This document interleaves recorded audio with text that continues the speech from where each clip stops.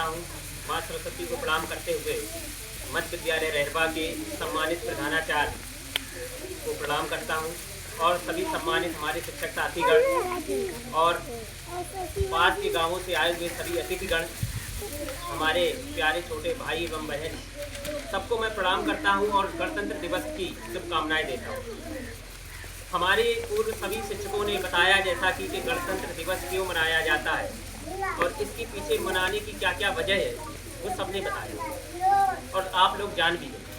लेकिन ये थोड़ा भी जानना जरूरी है कि गणतंत्र दिवस को 26 जनवरी को ही क्यों मनाया जाता है, जबकि अपना संविधान तो 26 नवंबर 1949 को बनके लागू हो चुका है। तो इतना समय क्यों लिया गया, क्यों इस डेट को ही चुना गया?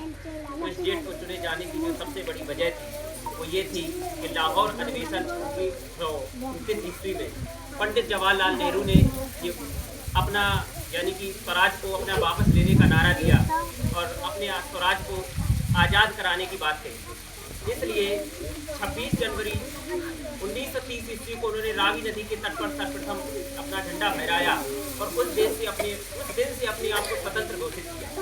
इसी वजह से क्योंकि आज़ादी हमको 15 अगस्त को मिल गई थी, लेकिन अपने उस दिवस को याद रखने के लिए 26 जनवरी को ही चुना गया कि उस दिन संविधान को लागू किया जाए, जिससे ये हमेशा हमेशा के लिए याद रह सके कि सर्वप्रथम हमने पूर्ण स्वराज की मांग कब की थी और क्यों पूर्ण स्वराज हमने अपनाया।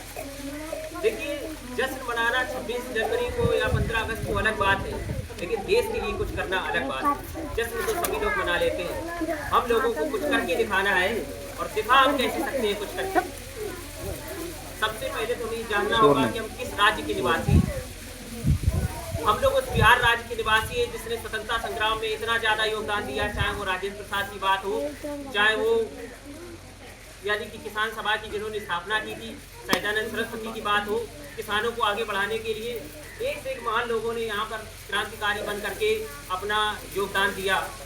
तो हमें उन्होंने जो हमको आज़ादी दिलाई, हम उसको कैसे सार्थक बना सकते हैं और कैसे हम लोकतंत्र में आगे बढ़ सकते हैं। इसलिए सबको अपने अपने कर्तव्यों को प्रति ध्यान रखना होगा। संविधान अगर हमको मौलिक अधिकार देता है तो मौलिक कर्तव्य भी देता है, हमारी कुछ जिम्मेदारियां भी देता है। इस वजह से यहाँ पर जितने भी बच्चे उपस्थित हैं, हम उन लोगों से ये बात कहना चाहते हैं कि अपने कर्तव्य के प्रति वफादार रहिएगा और अपने कर्तव्य को करते रहिएगा। और आपको पता है कि इस बात की मैं दावा के साथ, गारंटी के साथ कह रहा हूँ कि नदी के क्षेत्र में इस तरफ जितने भी स्कूल पढ़ते हैं, उन सभी स्कूलों से इस स्कूल में जिस पढ़ाई का जो स्तर है वो किसी स्कूल में नहीं है। हम लोगों के ही द्वारा इन्होंने वनडे वन मिशन कार्यक्रम लॉन्च किया था।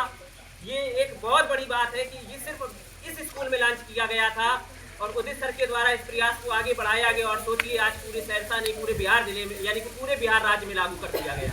ये इस विद्यालय की नहीं, इस विद्यालय में पढ़ाने वाले शिक्षकों की एक बहुत बड़ी प्रगति है। बच्चों के लिए वो अपना अथक प्रयास करते हैं। आज वो दिन है, सोचिएगा, इस विद्यालय में संस्कृत भी पढ़ाई जाती है, इस विद्यालय में उर्दू भी पढ़ाई जाती है, इस विद्यालय में अंग्रेजी का भी बच्चों को ज्ञान दिया जाता है, साथ साथ में हिंदी का भी ज्ञान दिया जाता है। एकमात्र मुझे लगता है ऐसा विद्यालय है जिसमें 4 भाषाओं का ज्ञान दिया जा रहा है। और सोचिएगा, ये बच्चों के लिए कितना ही गर्व का विषय है कि उनके विद्यालय में ऐसे शिक्षकों का आयोजन यानी कि आए हुए हैं ऐसे शिक्षक, और बच्चों के लिए एक बहुत बड़ी अपॉर्चुनिटी है। इस अपॉर्चुनिटी का वो फायदा उठाएं। इसी वजह से हम ये कहना चाहते हैं कि बच्चे मन लगा करके पढ़ाई करें। आप सोचिएगा कि सरकार आप लोगों के लिए क्या क्या कर रही है। आप लोगों के लिए हर चीज़ की व्यवस्था की जा रही है। आपके लिए इतने अच्छे शिक्षकों को भेजा गया है, वो इतना कुछ कर रहे हैं आपके लिए।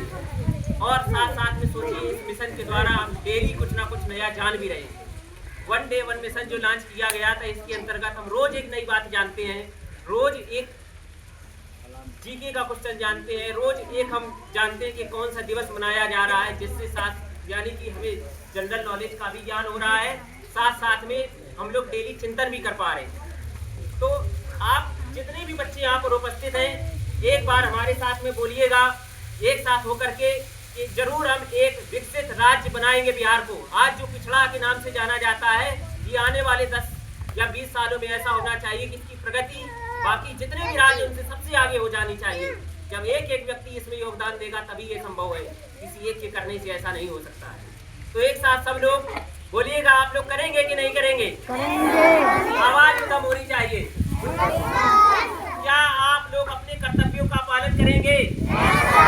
सभी शिक्षकों का सम्मान करेंगे? शिक्षा और अनुशासन बना के रखेंगे? तो अगर आप हमको ये वादा दीजिएगा कि हम शिक्षा, संस्कार और अनुशासन बना के रखेंगे, हम आपको पढ़ाई का वादा दिलाते हैं कि इस क्षेत्र में सबसे अच्छी पढ़ाई का अगर कोई स्रोत रहेगा तो ये मध्य विद्यालय रहरबा होगा।